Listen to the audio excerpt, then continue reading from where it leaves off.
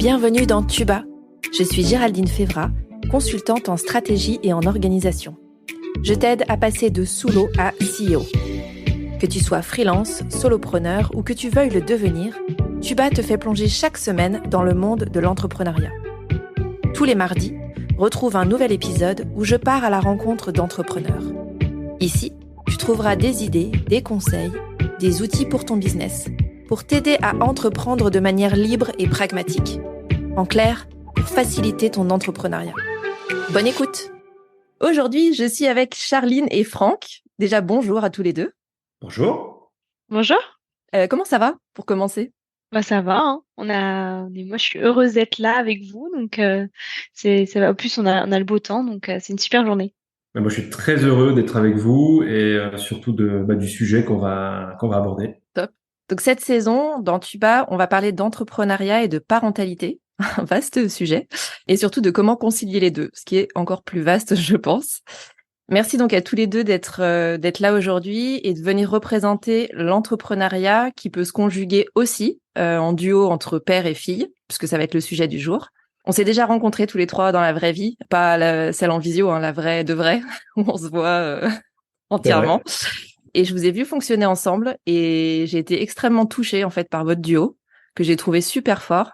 Alors, je me suis dit que sans doute, il y en a d'autres que ça pourrait toucher et peut-être même inspirer. C'est la raison pour laquelle j'ai voulu qu'on enregistre ce podcast ensemble aujourd'hui. Alors, pour vous présenter un peu, avant que vous le fassiez plus en détail, vous êtes tous les deux dans l'accompagnement, le coaching et surtout l'idée de redonner du sens aux personnes que vous croisez. Jusque-là, c'est bon pour vous? Complètement. Cool. Exactement.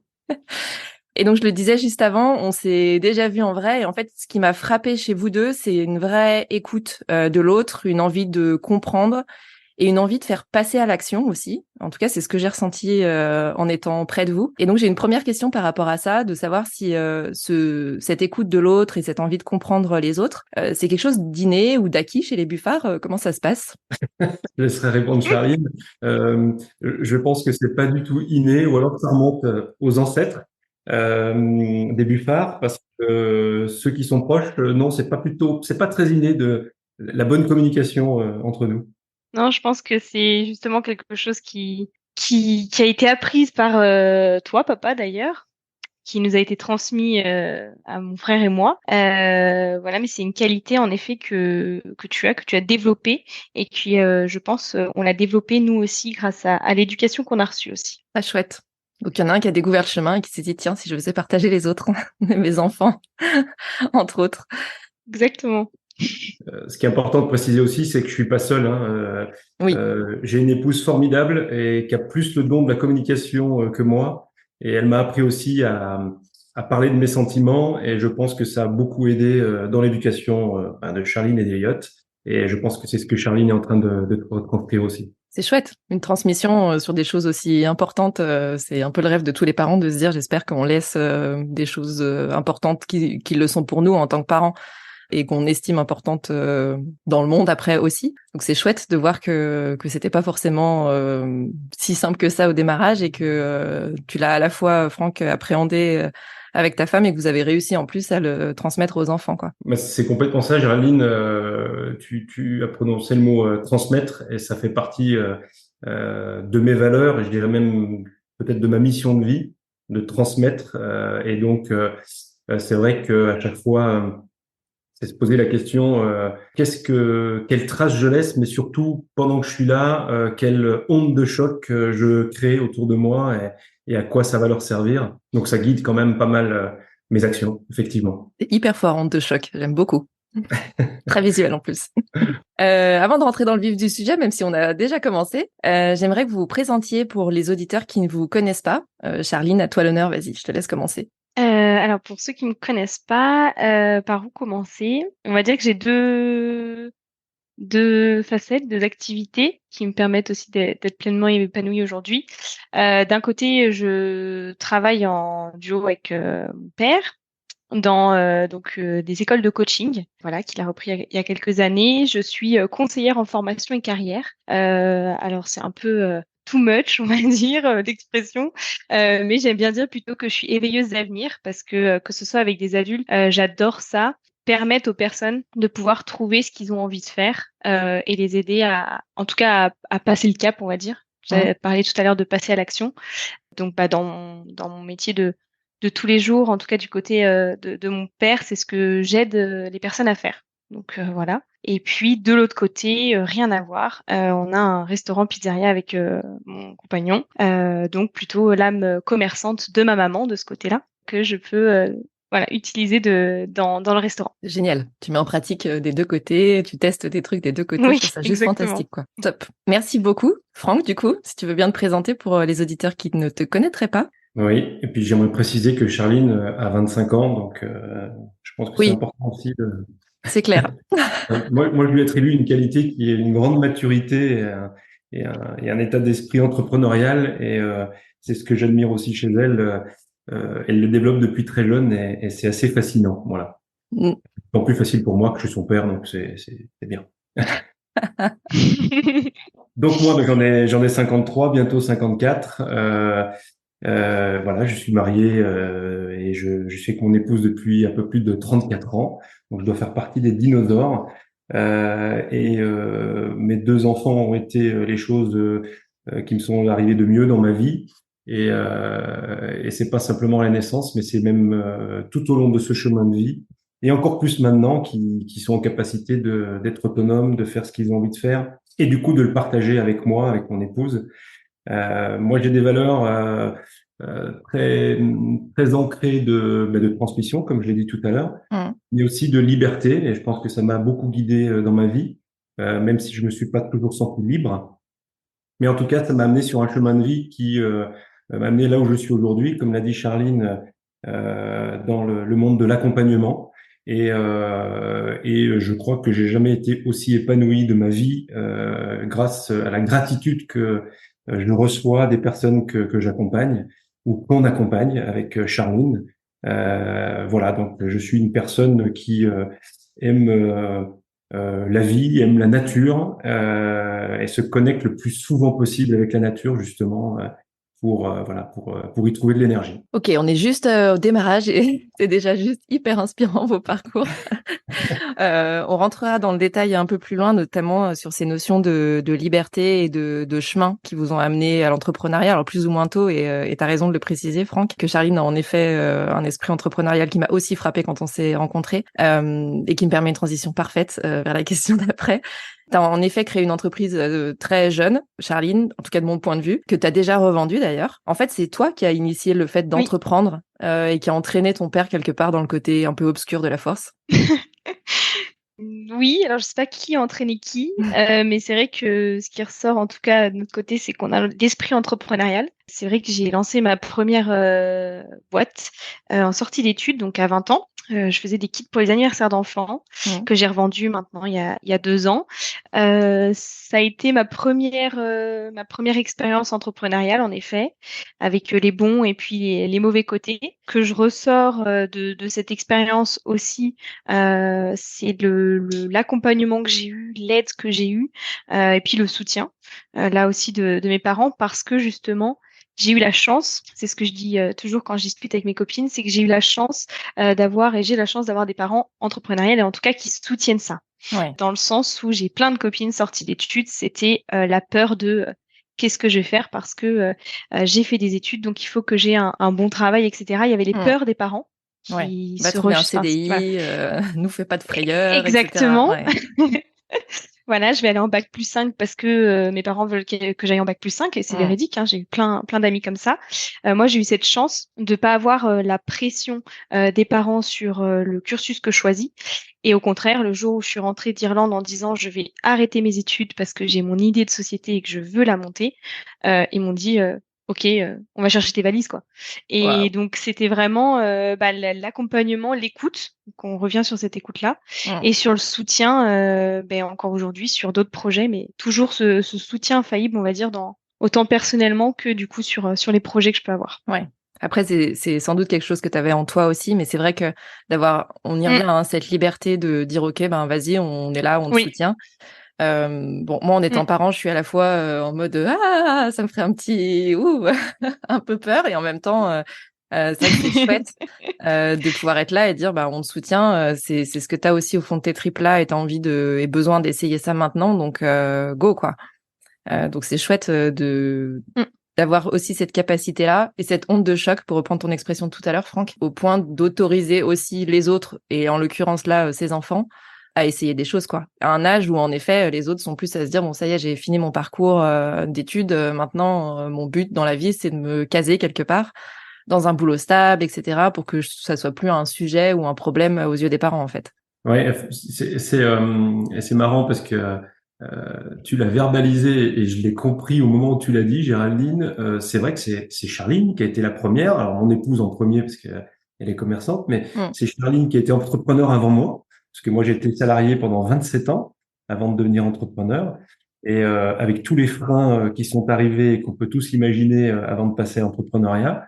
Et c'est vrai que Charline a fait partie des gens qui m'ont inspiré, des proches qui m'ont inspiré pour y aller, parce que elle a été tellement convaincante, et je me souviens très bien de ce jour où elle est revenue effectivement d'Irlande pour nous dire je continue pas et je veux monter mon entreprise, Mm. que bah, je pense que c'est ça aussi, et peut-être que c'est une première chose que moi j'aimerais dire ici, c'est quand on voit la passion, la conviction et un positionnement fort chez son enfant.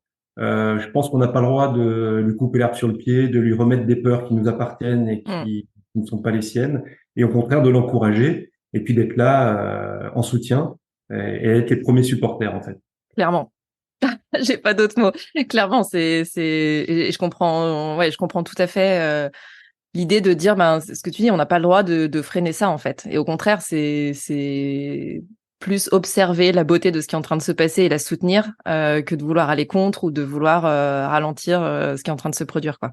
C'est ça, et je trouve que c'est tellement rare de porter attention à ça, et que ce soit son enfant ou quelqu'un d'autre d'ailleurs.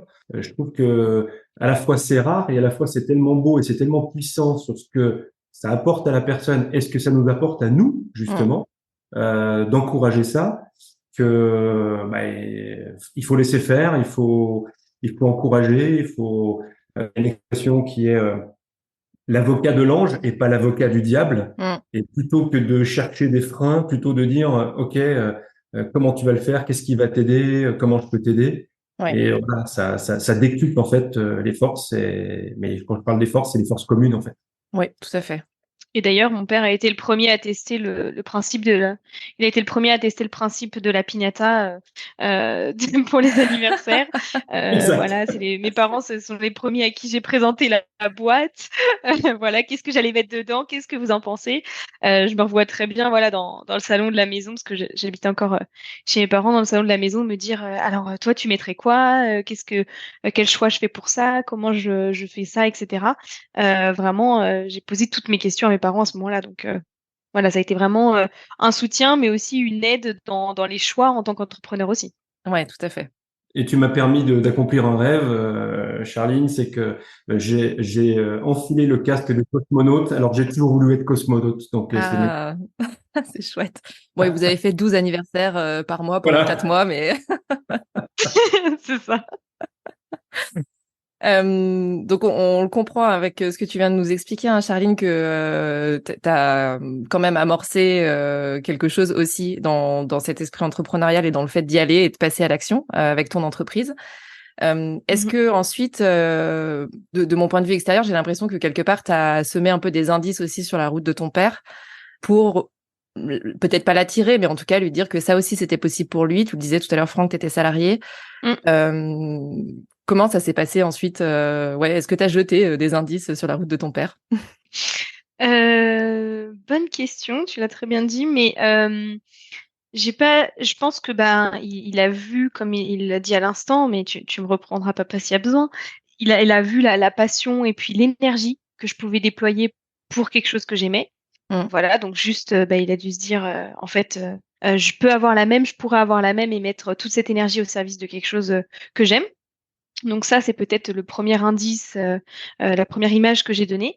Et puis aussi, je pense qu'il y a eu un cadeau peut-être important que j'ai fait à mon père, c'est un simple livre, Mm. voilà, mais qu'il a mis aussi sur cette voie de la réflexion, je pense, et puis qui a initié, on va dire, en tout cas cette réflexion et puis ce fait de se dire il y a autre chose de possible, quoi, et qu'est-ce que j'en fais maintenant? Et du coup, tu peux nous partager quel est ce livre au cas où d'autres soient inspirés aussi à passer à Bien l'action? sûr. Ou c'est secret? Tout à fait, ce livre, en effet, je l'ai à côté de moi. Le livre, c'est Le Why Café par John Strelke. C'est un livre qui m'avait été offert par ma tutrice de stage au Canada, Mmh. avec qui j'ai eu un coup de cœur professionnel, qui en partant du Canada m'a offert ce livre-là et m'a dit, on m'a mis ce livre entre les mains à 40 ans, c'est ce qui m'a aidé à passer à l'action. J'aurais aimé qu'on me le mette dans les mains à 20 ans. Donc voilà, je te l'offre pour ton départ. Et à ce moment-là, j'avais 20 ans. Je l'ai dévoré à Mmh. l'aéroport. Voilà, j'avais même pas pris l'avion qu'il était fini ce livre. C'est voilà, c'est vraiment un coup de cœur. C'est un livre qui amène, en tout cas pour moi, à la réflexion et qui ouvre, on va dire, le champ des possibles et qui en tout cas pour moi, m'a appris beaucoup de choses ou en tout cas qui a remis beaucoup de choses à leur place. Des choses qu'on sait mais qu'on se dit pas forcément ou que voilà qui paraissent tellement simples mais quand on lit l'histoire on se dit ah oui en fait c'est si simple que ça, c'est sous nos yeux, mais on l'utilise pas peut-être tous les jours. OK. Donc voilà, je crois que la traduction française, c'est Le café du bout du monde, il me semble. Voilà, mais à l'époque, il était disponible que sur une édition canadienne qui était donc le White Café. Bon, je mettrai de toute façon les infos en Ouais, description de cet épisode pour ceux que ça intéresse. Incroyable quand même, c'est-à-dire qu'au-delà de ta tutrice qui voit l'impact que ça a eu sur elle et qui se dit que ça peut peut-être en avoir un sur toi aussi, il y a aussi mm, ta capacité à t'ouvrir à ça et à le recevoir quelque part et à dire: «OK, je me jette dedans, je lis, je vois ce que ça donne». Bon, pour le coup, ça a eu un impact manifestement. oui, Mais ouais, dans ton parcours, je vois en fait à la fois ton parcours et peut-être ce que tu avais déjà en toi initialement, et puis ce que tu as réussi aussi à l'ouverture que tu as quelque part, à aller observer, piocher et recevoir ce que évidemment tes parents t'ont transmis. Mais en l'occurrence, une tutrice, c'est plus extérieur que le cercle mm, familial initial, quoi. oui, tout à fait. Et puis c'est peut-être justement cette confiance aussi que j'avais en elle qui a fait que je me suis dit, bon, si elle me le conseille et si elle me l'offre, on va dire en cadeau de départ, Oui. c'est que ça doit être quelque chose de fort et on va voir ce que ça peut donner, quoi. Ouais. Chouette. Donc Franck, ce livre t'arrive entre les mains. Et donc, qu'est-ce qui se passe après? Comment t'arrives à l'entrepreneuriat de ton côté? Ben moi, j'appelle pas ça un indice, hein. J'appelle ça une porte qui s'ouvre, qui était bien verrouillée, qui s'ouvre sur un magnifique paysage. Ça a été le premier roman initiatique que j'ai lu. Mmh. Et en plus mis entre mes mains par ma fille, donc c'était encore un symbole très puissant.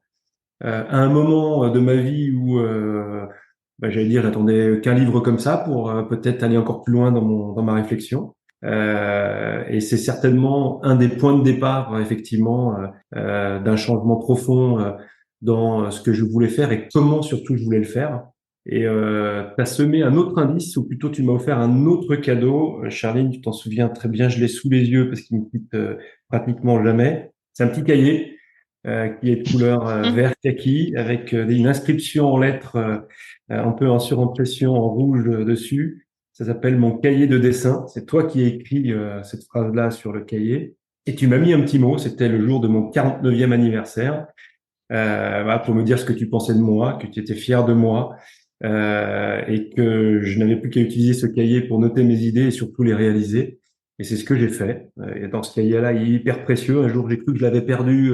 J'étais en panique. Je l'ai Ah non! retrouvé. Il est là. Je suis pour dire télé. Heureusement que tu as dit que tu l'avais devant toi, sinon j'aurais été: «Ah mon Oui, Dieu, oui. non, quelle horreur!» C'est là que tout le monde pleure. Mais C'est non, ça. il est là. Il est retrouvé. On va en faire un film. Et voilà. Enfin, c'est un autre symbole fort. Il y en a eu plein d'autres, mais je crois qu'au-delà des indices, c'est surtout, je pense, le fait, l'amour et le fait que les gens croient en nous. En tout cas, c'est ce que Charline a fait, et dans les mots qu'elle me met, c'est ça. Elle croit en moi, elle m'encourage, et elle fait partie des gens justement qui m'ont permis de, de, de, de faire des passages importants, et puis surtout de tenir, parce que l'entrepreneuriat, c'est pas facile tous les jours.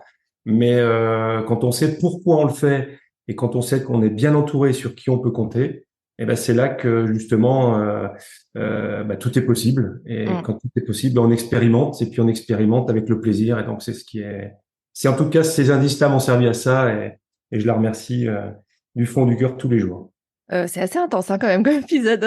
Ça va bien se passer. T'avais préparé des mouchoirs? Pardon? T'avais préparé des mouchoirs? Moi non, on verra les auditeurs. On aurait peut-être dû le mettre dans la description.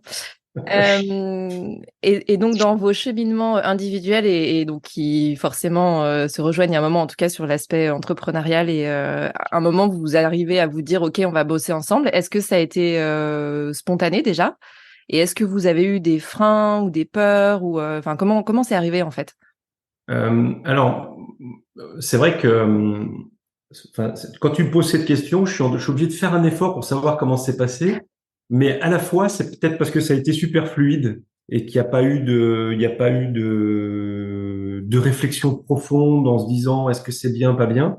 Et je pense que la spontanéité a fait partie du fait que voilà, on se soit lancé et puis que ça ait fonctionné ensemble. Oui. Moi, je me souviens en fait que j'avais besoin de quelqu'un. J'ai démarré une entreprise et que j'ai repris les écoles, j'ai commencé tout seul.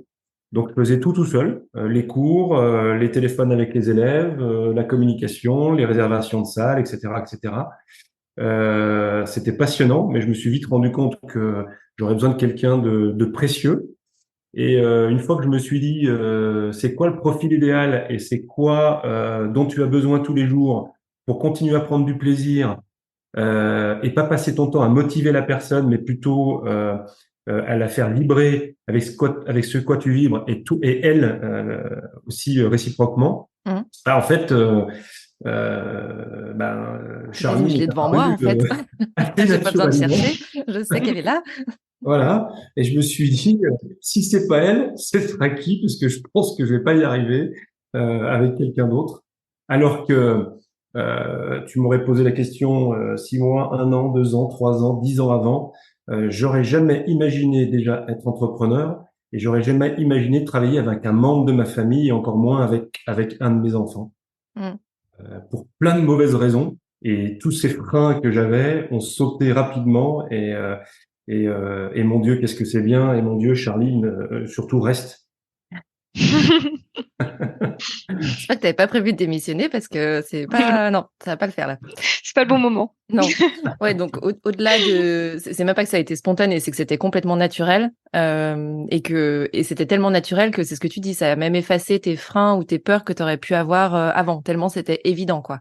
Oui, complètement. Et des peurs qui se rapportaient plutôt à l'envie de bien faire, à l'envie d'avoir une image parfaite Mmh. pour mes enfants, à la responsabilité en tant que père. Voilà, tout ça qui s'est mêlé et qui m'a certainement freiné, mais aussi la peur d'être tout simplement entrepreneur, parce que Ouais. j'avais une position plutôt entre guillemets confortable. J'avais des responsabilités, c'est ce que j'ai toujours voulu. J'avais une certaine latitude dans mon travail, j'avais un très bon salaire, voilà, et donc pas vraiment de bénéfices supplémentaires à devenir entrepreneur, à tout lâcher et à partir de zéro, et encore moins d'embarquer ma fille là-dedans dans une aventure pareille. Et toi, Charline, est-ce que pour toi ça a été spontané aussi quand Franck a commencé à t'en parler? Est-ce que pareil, t'as eu des freins, des peurs par rapport à ça? Aucun. Vraiment, quand tu m'as posé la question, j'ai répondu oui. Et après, je me rappelle, tu m'as dit, mais réfléchis quand même. Et j'ai dit, ben non, Il pas y a pas besoin. besoin? Non, non, voilà, même, vraiment, j'avais aucune crainte, aucune peur. Non, vraiment, pas du tout de négatif dans ma réflexion. Et pour le coup, il n'y a pas eu trop de réflexion. Et je suis contente parce que ça se trouve, je me serais mis des peurs et des craintes pour rien du tout. Ouais, Donc, ça a été spontané et voilà, c'était bien comme ça. c'est ça. L'action avant la réflexion. Merci. Oui. Tellement. Je plus moi. L'entreprise, quoi. Ouais, c'est ça, c'est ça. Mais ouais, bah, ça va avec l'esprit entrepreneurial aussi, hein, des fois de se dire, ok, j'arrête de me poser des questions, je débranche, j'y Mm. vais, et puis on verra ce que ça donne aussi, quoi. Donc c'est chouette. Une de tes devises, Franck, c'est si tu ne sais pas, apprends, et si tu sais, bah, transmets. C'est un peu ce que tu dilues, là, je trouve, depuis le début de l'épisode. C'est ce que tu fais avec tes clients, avec les gens avec qui tu bosses, et donc avec Charline aussi, j'imagine. Complètement. Je pense que on s'enrichit des relations qu'on peut avoir. Moi, si je reviens à Charline, ce qu'elle m'a apporté, ce qu'elle m'a, elle, transmis, parce que j'aime transmettre, mais Charline m'a transmis beaucoup de choses, et notamment, je pense que notre rapport père-fille a été est beaucoup plus profond depuis qu'on travaille ensemble, et parce qu'on s'est autorisé à se dire les choses, à se positionner, à ne pas être d'accord, à ne pas faire uniquement pour faire plaisir, mais à faire les choses parce qu'on les ressent, parce qu'on aime faire ça, et parce qu'on sait que l'autre aussi va le partager ou pas, mais en tout cas se confronter. Et je pense que c'est quelque chose qu'on fait peut-être moins naturellement, en tout cas moi que je faisais moins naturellement avant qu'on travaille ensemble, de se confronter, de poser des questions. Alors évidemment, la voie que j'ai choisie, l'accompagnement, le questionnement m'a aidé et à Aide débloquer des aussi, ouais. choses chez moi que je ne Mm. faisais pas, ça c'est sûr. Poser des questions profondes, être curieux pour mettre ça, moi j'appelle ça mettre la curiosité au service de l'autre. Donc être curieux pour que l'autre fasse quelque chose de cette réponse-là. Et d'être sur ce rapport-là avec Charline, ça a changé énormément de choses pour moi. On se dit les choses, on s'écrit beaucoup, on se fait des petits mots, on s'envoie des vidéos, et donc voilà, en tout cas, on partage des choses.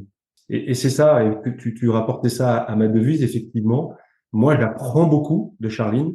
Évidemment que j'essaie de lui transmettre un maximum de choses, mais quand je dis transmettre, c'est lui transmettre en lui disant que ça me plaît ou ça me plaît pas, mais qu'elle peut en faire ce qu'elle veut. Et c'est Ouais. pas lui dire je te conseille de faire ça. Moi, j'appelle pas ça de la transmission. Ça s'appelle donner un conseil. Mais Non c'est sollicité plutôt parfois, ce qui est pas, voilà, top non plus. voilà, exactement. Et je préfère voilà l'écouter, la questionner ou lui dire ce que moi j'ai l'intention de faire et Mm. confronter ça. C'est beaucoup plus enrichissant. Et ce que j'entends aussi au travers de ce que tu dis, c'est que c'est une relation hyper équitable et équitable au sens apprentissage et transmission dans les deux sens en fait. Complètement. Enfin, j'aime bien ce mot. Je sais pas si Charline est d'accord avec ça. Dans le sens équité, ça veut pas dire égalité, mais ça veut dire équilibré. Oui, Et dans le sens, ben, je peux me permettre de te dire ou de te transmettre quelque chose et tu en feras ce que tu voudras. Et je me permets de prendre aussi ce que je veux et ce que tu me donnes. Donc c'est ça, ouais. Oui, je le qualifierais bien comme ça aussi. Il n'y a jamais eu j'ai jamais ressenti on va dire cette posture de hiérarchique, on peut dire oui. dans l'entreprise, autant par cette position de patron et cette position de père.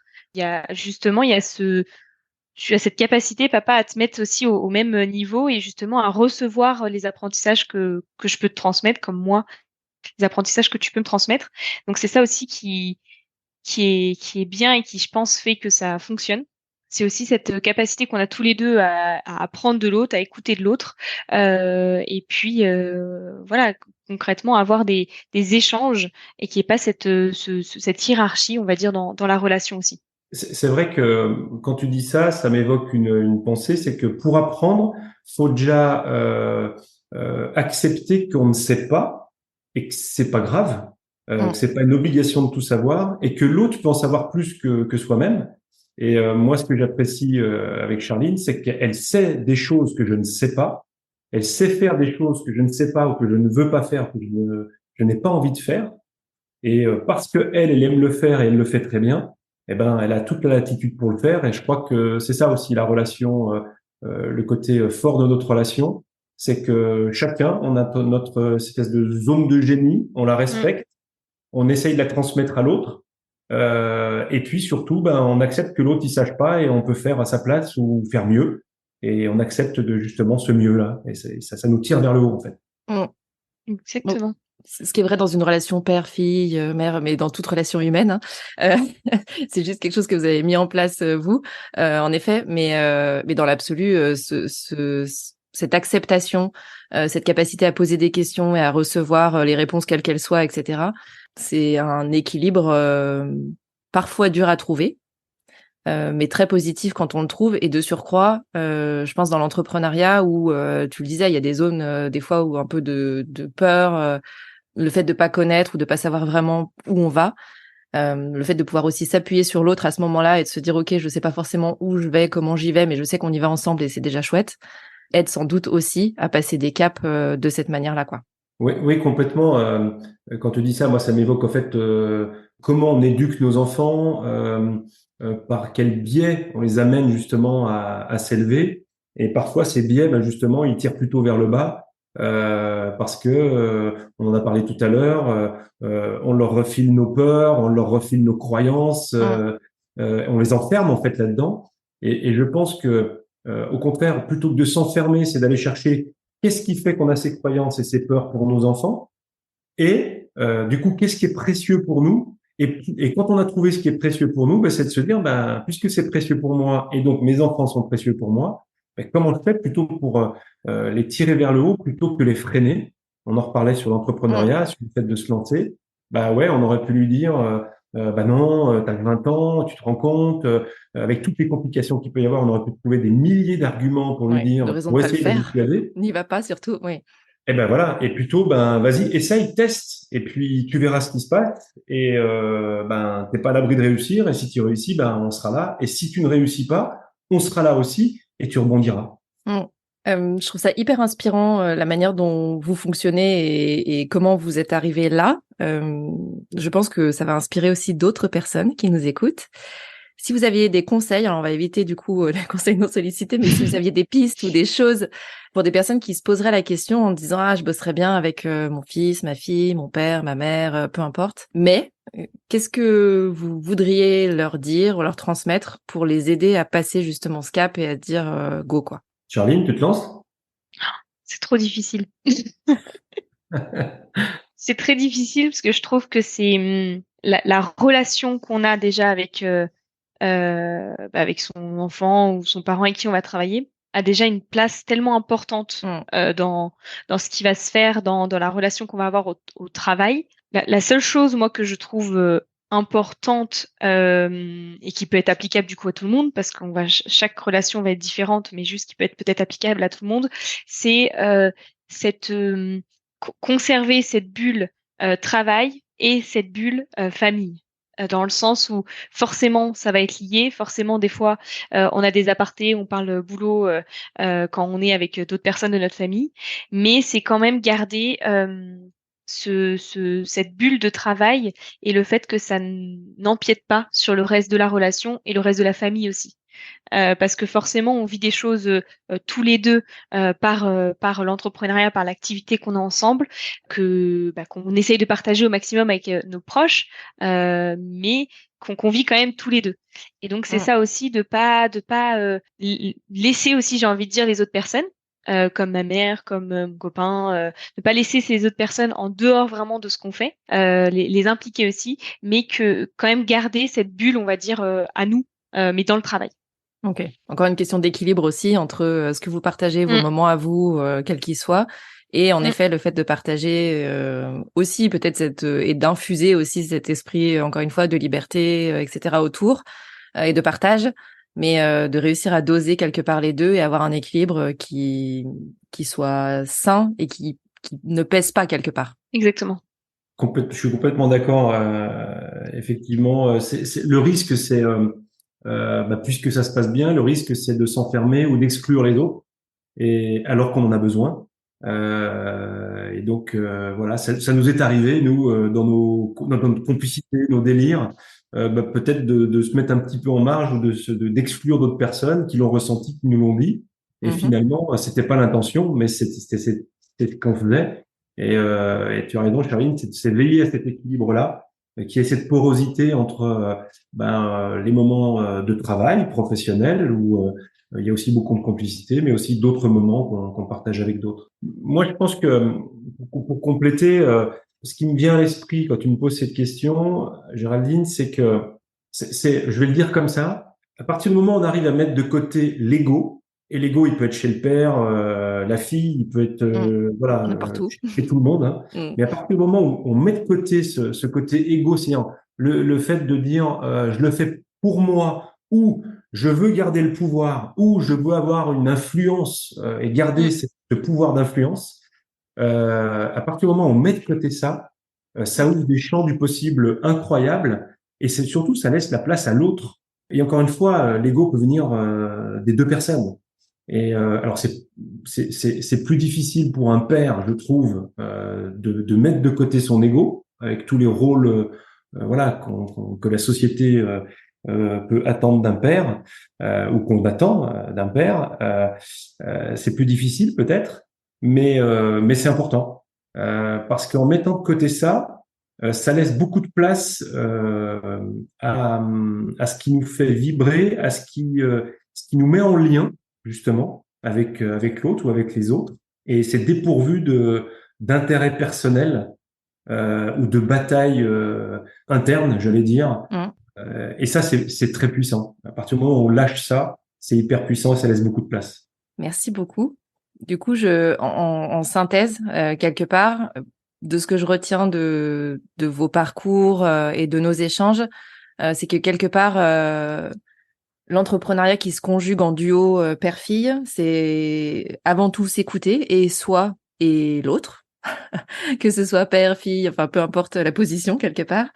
Vraiment cet esprit de liberté et d'être là pour l'autre quoi qu'il arrive, et d'être un peu le garde-fou au sens essaye et je suis là quoi qu'il arrive, que ça se passe bien ou pas bien.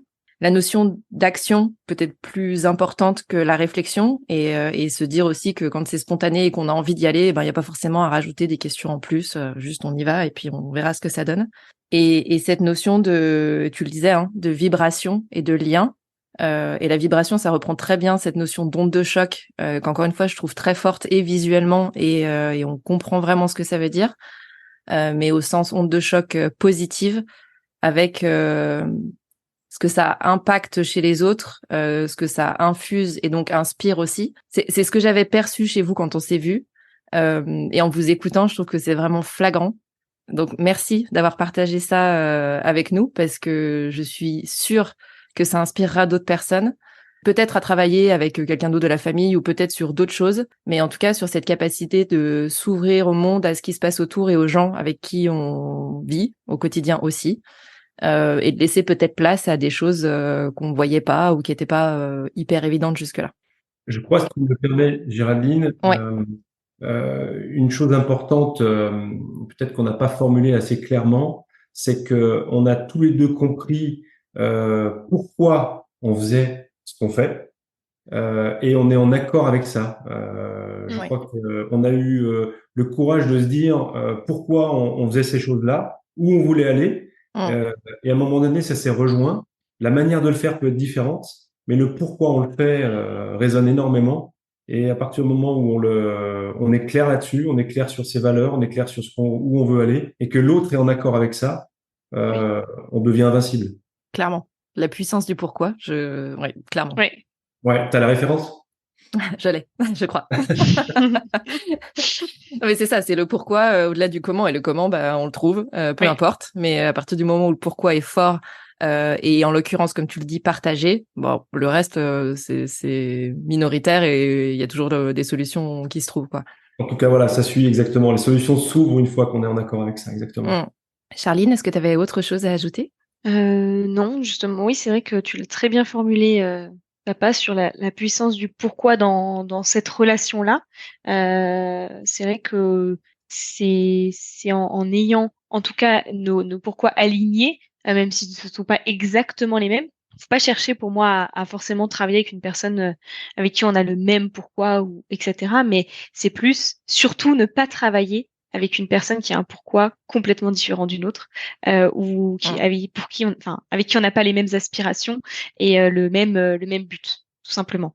Donc des fois au sein d'une famille, on a une personne proche de nous qui on n'a pas le même objectif, le même but dans la vie, c'est pas grave, mais justement c'est peut-être avec ces personnes-là qu'il faut éviter d'entreprendre des choses, parce que forcément c'est ça qui va guider toute notre ligne de conduite.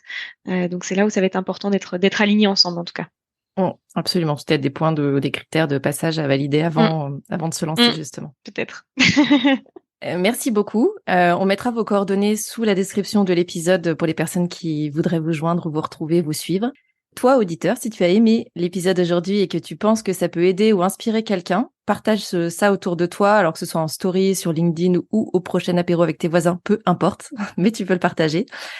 Merci encore une fois, Charline et Franck, d'être venus parler dans Tuba. J'ai hâte, du coup, de suivre les idées que vous allez mettre en place en duo ou chacun de votre côté. Et vraiment de voir comment est-ce que vous continuez de vous épanouir, encore une fois, soit ensemble, soit chacun de votre côté. Merci beaucoup. Merci Géraldine. Merci à toi.